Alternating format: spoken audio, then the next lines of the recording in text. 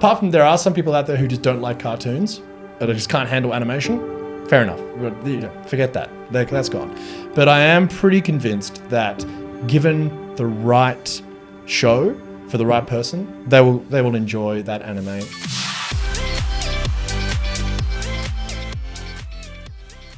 Hi, welcome back to A-Warsing Q&A. Have some free special guests today. Hi everyone. Hello. How are you? We're Gateway to Anime. Do you want to do more details about your channel? The whole concept of this is it's obviously called Gateway to Anime. So the whole concept was, it was something that an idea I had many years ago where I was like, anime is my favorite thing in the world. I love this thing. It's something I want to share with people. But often when you try and tell people about it, their eyes would glaze over and they'd look at you weird, like, well, isn't that just for kids, or isn't that kind of creepy and weird? And I was like, oh no, it's not. It's not at all. Isn't that weird sex cartoons? Yeah, exactly. And look, there is still obviously that exists, no question. But there is, as we know, there is such a huge variety within the medium. It's just wild how much content there is in this field. So as a result, I wanted to start a podcast where it was about me being able to speak to people about the thing that I'm most passionate about and help them get into it if they didn't know where to start, or also even if people who'd like maybe dip their toes in the water a little bit but didn't really know where to go or what to do, then this would be the resource for that. Of course, I then brought Charlie on very early on. Initially, it was with another friend of ours called Brett, and the whole concept was me walking him through the world of anime and him kind of acting as the audience, as sort of the avatar. But then I got Charlie on very early, and essentially very fast it became obvious that Charlotte was very good. Obviously my sister, so we've been watching anime together for, well, not together actually at all. We just have been by sort of... Very separate. Very separately, in fact. We didn't even realise. One in the attic, one in the basement.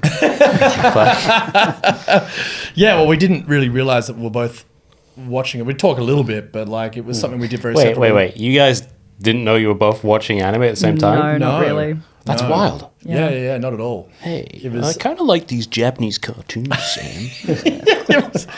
It was one of those things which was like, because I had the Naruto VCDs. I'm showing my age here. So VCDs went around high school. I got a hold of them from a friend of mine who's actually a guest on this podcast, and I was watching them. But then little did I know that Charlotte was taking them and watching Naruto off on her own the whole time.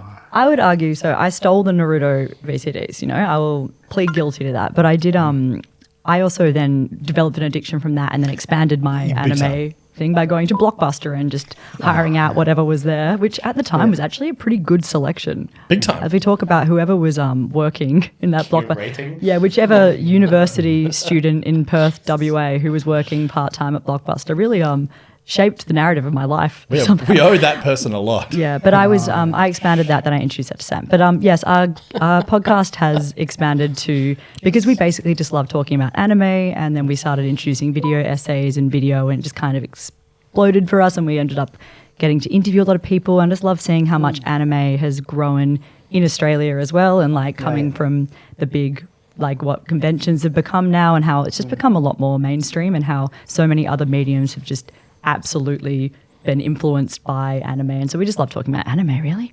You know? Yeah. In a nutshell, that's it. Awesome. And Graeme, how did you join the team? I think I was there at the very inception of the idea. So I was pitching it to you at work. Me and Sam used to work together, and I think one of the things we bonded over was anime. And then Sam was just talking about anime podcasts and all these sort of ideas he had floated around, and I was like, just do it. Bring on someone who doesn't watch anime and get their perspective. So you get the ultra otaku weeb over there, and then you get the relative newcomer, and then you've got an entry point for like both sort of things. And then it just started sort of picking up, and had a life of its own. I was brought in for I don't remember. Was it manga? First manga. Oh, yeah. Manga was your first episode, yeah. So I read a lot of manga, but I also read a lot of comics all my life, and there was that sort of chance to speak about, the differences, the similarities and sort of stuff. And then I've just sort of latched on and never really... I'm like a parasite, sucking the lifeblood out of these creative people, so... Yeah. So no, it's a very welcome addition to the team. Because, Graeme, in the early days when I was first sort of pitching this idea, trying to formulate it, trying to like, what am I doing? What is this thing?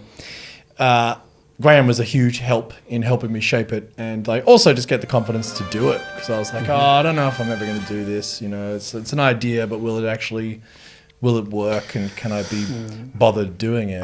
Well, I remember you had a friend who was like, don't do podcasts. Yeah, I did. Podcasts are dead. And I was like, don't listen to that fool. It's true. I remember I went, me and Brett, who was the original guy, we went and had a pitch meeting with a friend of mine who sort of knows a lot about the media field, and he was just like, nah, man, don't bother. Unless you're doing YouTube, don't bother.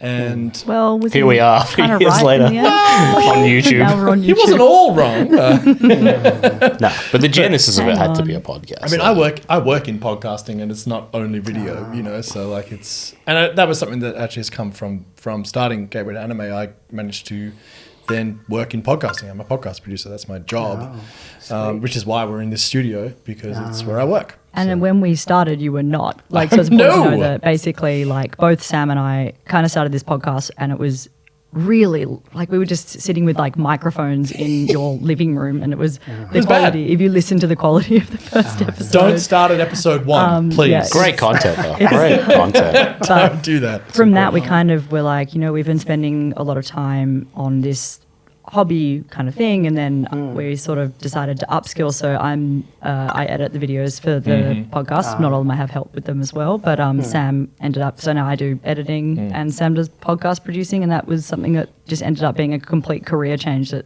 was because we learnt from doing this podcast. So that's awesome. Yeah, literally. Wow, that's so cool. I love that. But yeah, no. So it's just one of those things which I really want to get more people involved in, because my theory is there is an anime for everybody, and all you need to do is find it. And doesn't mean that they need to then become a huge anime fan and get into everything. But I'm convinced, apart from there are some people out there who just don't like cartoons, or they just can't handle animation. Fair enough. You know, forget that. That's gone. But I am pretty convinced that given the right show for the right person, they will enjoy that anime. And it's been proven to be time and time again. So, yeah. Fantastic. So I just want to talk more about the ups and downs of doing podcasts, few essays, and I've been doing a lot of contents for shorts and social media and Instagram. It's just really time consuming, and a lot of lessons learned, and, you know, trying to keep up with everything. But we're happy to always be learning, and we're lucky that there's so many of us on this team. Like, if it was just again, I assume you're a solo channel. Is it all you? Just me and mate. Wow. Yeah. There you go. But even, like, you know, just having multiple people, and I also learnt to video edit from my partner, who was a graphic designer that designed our logo. So I'm lucky that I have learnt from someone who's really experienced. So it meant that I've been able to, you know, train up. It's taken years though. Like, it's been really awesome to learn. But yeah, just keeping up to date with everything is hard and time consuming, and you've got to kind of really love it. You can't do it just to think you're going to make money easily or that kind of thing. You kind of have to do it because you enjoy the content. Yes. Something that people, I don't think, realize about YouTube. They're kind of like, maybe I could make some quick cash if I, you know, monetize a YouTube channel. And it's like, no, you have to Put in the work. Yeah, it's a lot of work. Yeah. So, but we love it because we're just so excited that we get to talk about anime every week, you know? It is great. But I will also, there is a fourth member of this group as well, which Charlotte mentioned as well, which is her partner Joss, who has done a lot of the graphic design and some of the more intricate video edits and graphics and whatnot. So yeah, We owe a lot to him. Absolutely. So he's actually sitting in the control room right now.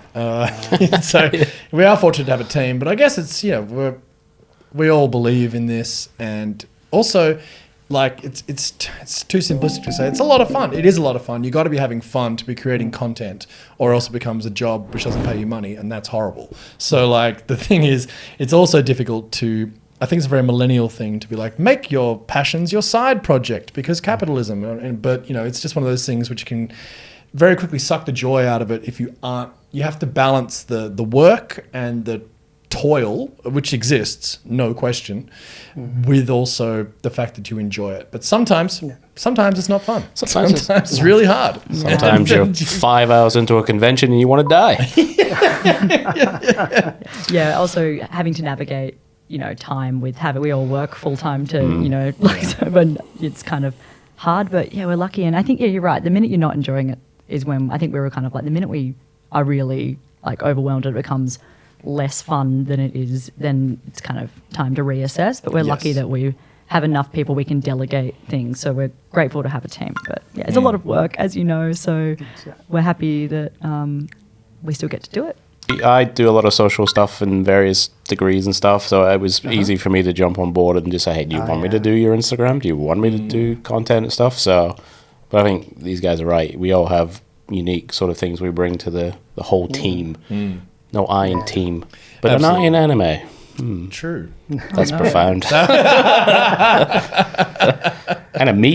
Are you going to strike out on your own? Graeme to anime? Just gateway to Graeme. Too funny, guys.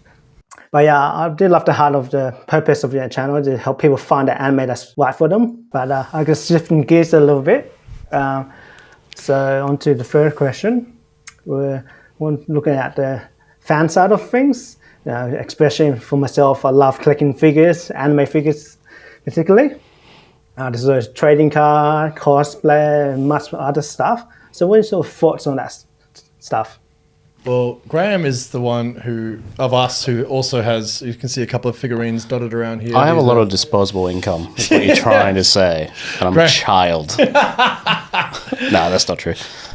Yeah, I love collectibles. As I said, I grew up as a comic book guy and a science fiction nerd and just love like figures, and I love everything. I just can't put anything in my house anymore. There's no space. I see you've got the display cases on the side there. Like, that's a dream for me. Mine are hidden in my office away from my partner. She judges me for bringing home another anime figure. Yeah, I've got a few figures, a lot of knickknacks. You've also got a lot of physical manga as well, right? Yeah, which is also becoming a real issue. Especially those deluxe Berserk books that are like collapsing a shelf. Yeah, but I love action figures. I love toys pretty much as well. I think being able to see a character in a book or an anime and then just grab like the representation is really cool, put it on the shelf. I like to think they're a talking point. I don't have anyone to talk to about them, but one day someone will come and go, "Ooh, check this out." So I love that anime allows itself, like the fandom of anime very much is drawn towards creative things. So even just like the artistry of all of the figurines and cosplay in general, like I have so much respect for cosplayers, just the absolute time and love and effort that goes behind creating these beautiful cosplays is just incredible. So I think that it is, when we go to conventions, we've done a bit of event coverage for anime conventions. So Smash over here in Sydney, we did Crunchyroll last year, we've done a couple of them. Just Supernova, just like being able to talk to the fan base and seeing what amazing things they come up with and how many vendors there are. Like, it is just such a wonderful taste of the fandom. And conventions are just like, they're so unique and they're so much fun. So I'm so glad that anime does conventions better than anyone, Yeah. That's what anime fandom's kind of known for. So it's always, I assume you like conventions if you enjoy that kind of stuff. I do. I've only went back to convention this year, I think, in Smash. Yeah. That's how I found your channel. Right on. Great event. Called I did a taste of what conventions like nowadays. Yeah. Then I found last year's channel, 2022. And I thought, whoa, who are these guys? Never heard of the guy. Video's amazing. I think it's worth it. I love that video. I'm glad he didn't die. it's fine. It's fine. I'll suffer for my art. No, I think they're fun. Like, they really are. I think seeing people's talent on display, where it be like really amazing cosplays with like LEDs and like just stuff that when I was growing up, like I remember my mum made me a Turtles costume out of a pillowcase. Yeah. And then that was back then. There was like, oh, that's amazing. Now you see people with like, wiring and effects and stuff. It's amazing. And then Artist Alley, you just get to see people's real passion for like artwork. Spend hours drawing these things, making buttons and everything. It's amazing.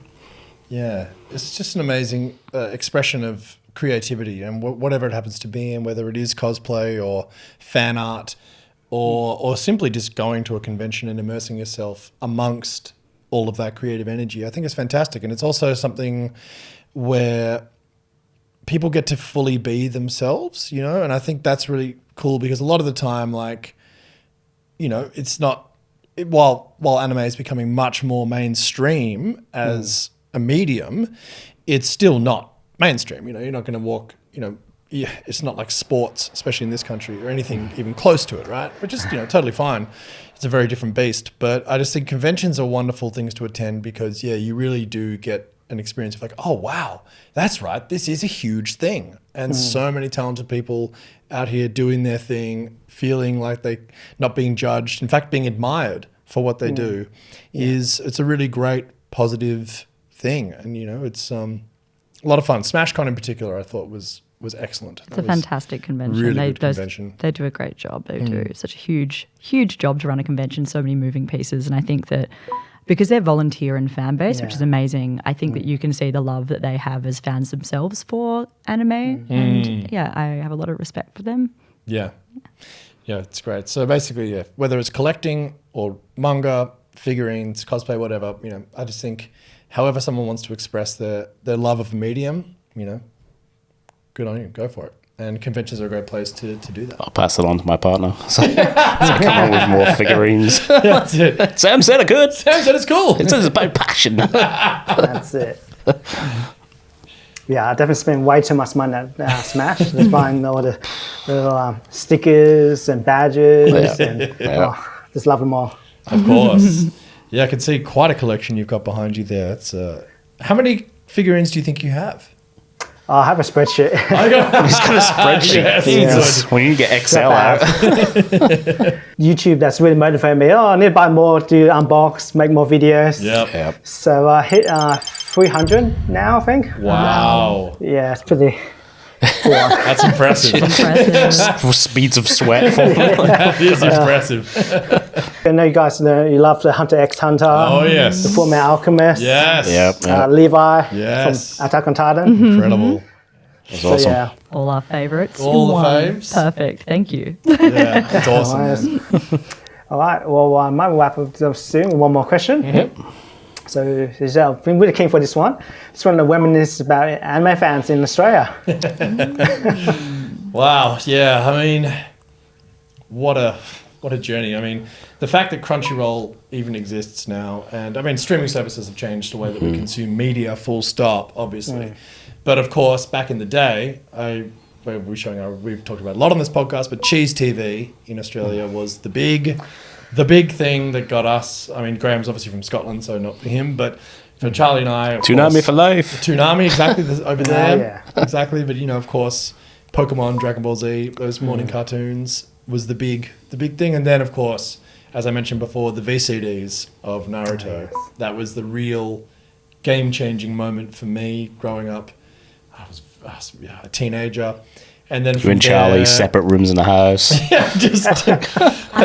I kind of tried to lean in really hard to the anime fandom when I was a teenager, and we're from Perth, so it's not like it. But there was actually a big a convention that used to happen there called oh my gosh, YCon was its name, and it was one of the first anime conventions in Australia.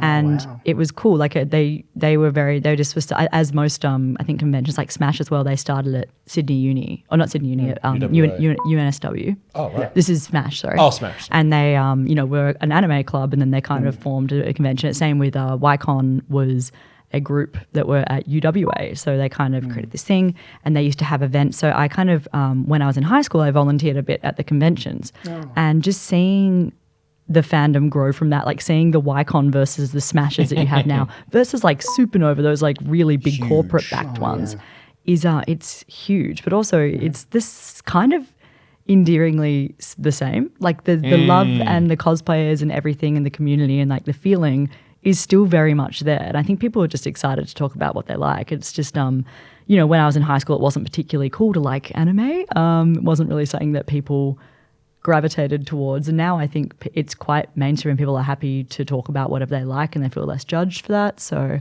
I think that's pretty exciting. And, you know, we're happy to have a whole podcast to talk about anime on. So, but yeah, it's fun that now it's just so accessible with streaming services and being able to, you know, get so much more manga is translated to English and things like that as well. It used to be a lot harder to track down. Yeah. You know, there was like one store in the city that sold manga. In a corner. Yeah, rest in peace, Empire Toys. That's a real deep cut. Oh, wow. Wow. Yeah. Yeah, that was only... And also Borders when they came out and they had a manga section. And they had a terrible business plan, which was there was a Gloria Jeans in the middle, and then you could just like sit the and coffee read place? The books. Yeah. All right. And then I thought it was like a denim store. I was like, what? No, you could just sit and read the manga and then put it back on the shelf. And I was like, well, that's why they, you know, went under, I guess, because teenagers like me were doing that. So, yeah. Anyway, so it's been fun to see, particularly in Australia, which is like most of it, you know, we can only really talk about our own experiences in that way, and seeing the fandom from an Australian perspective just grow and grow and grow. And but It has been a huge growth. And just the fact that I was driving down through Dulwich Hill yesterday, day before, and past a bus stop, and Spy Family was on the bus stop. No and way. I was like, what? Like, that is crazy. In Dulwich Hill as That well, is like. crazy. Down the road from the office here a few weeks ago, there was Jujutsu Kaisen, which makes a bit more sense. But like Spy Family's like, I mean, it's obviously a big show, but like not Dulwich Hill bus stop. Bus stop, big, Dulwich Hill you know big. what I mean? Like, Jesus. I was shocked. I was like, wow, that is. I actually had a moment. I was like, that is. You just openly weeping in the streets of Dulwich Hill? But I did have a little moment of like, whoa, that is wild. Like, that is just unheard. 10 years ago, I mean, not even a chance, you know. I mean, even 3 years ago, you'd argue not a chance. So unless it was like a movie that was coming out. Yeah. But there's But not. even But even then, I mean, you yeah. probably didn't see Mugen Train like that. I mean, maybe, but not really. So it's definitely come, and yeah, considering how hard it was to watch anime back in the day, especially that anything that wasn't, you know, on Cheese TV or on Foxtel Kids, you know, like shonen battle shows, it was very difficult. So, you know, I mean, also there was of course SBS, which had Neon Genesis and Bubblegum Crisis. Bubblegum Crisis. And, like, Ninja Scroll and things. So it was like 0 to 100 on both sides. You're like, Pokemon on Ninja Scroll. Like, I'm like, okay, Use your I need poison. some equilibrium here. I need some balance. But yeah, I think it's just really exciting. And as I said before, it's only just the beginning, you know, and I think it's one of those things which will continue to grow. And to see it grow so much and to be a part of it early, obviously the fans much earlier than us, but just happened to be the fact that we have been consuming anime for 25 years around that, which really is both amazing and depressing to be that old. So But terrifying. Wish you'd never said that. never, I wish it, yeah. Strike that. Kill the feed, Sam. This interview was over. But yeah, no, it is amazing to watch it grow and continue to do so. And yeah, Spy Family and Dulwich Hill bus stop. That's it. That's when I knew it had arrived. Peak anime. But, The high watermark of the anime industry. honestly, just so wild. But It is. But yeah, so it's exciting times to be an anime fan. Really exciting times. And again, it's just the whole reason we want and continue to do this show is to share that passion with people and to, and even if you don't need to be a new fan, you know, for us it's about like just come and talk about it. You know, we just love talking about it because it's endlessly fascinating. Haven't got bored over the journey. It's been a long time, and there's still just so much to talk about and so much to consume and so much to enjoy. So, yeah, you know, and if you enjoy it, then continue to do so and go to conventions, go and watch your stuff and enjoy it. You know, it's fun. That's it. So fun to meet other fans. Yeah. Absolutely. That's the thing, and you know, like, and even comments on YouTube like can be great when someone comes in and says like, "Hey, have you seen this show before?" And you're like, "No, I haven't." And then you go watch it. You're like, "Wow, that was really good." Like, Yep. that's a great. We're learning from our audience as well all the time. You know, which is great. Well, thanks again so much, guys. Mate, thank you. Thank you. So yeah, you guys check out Gateway to Anime. Watch out for Gateway to Graeme coming soon. 2024, baby. Boruto. The Gateway to Anime spin-off. Thanks for having us, mate. Really Yeah, appreciate Thank you it. so much. It's been great. Most welcome.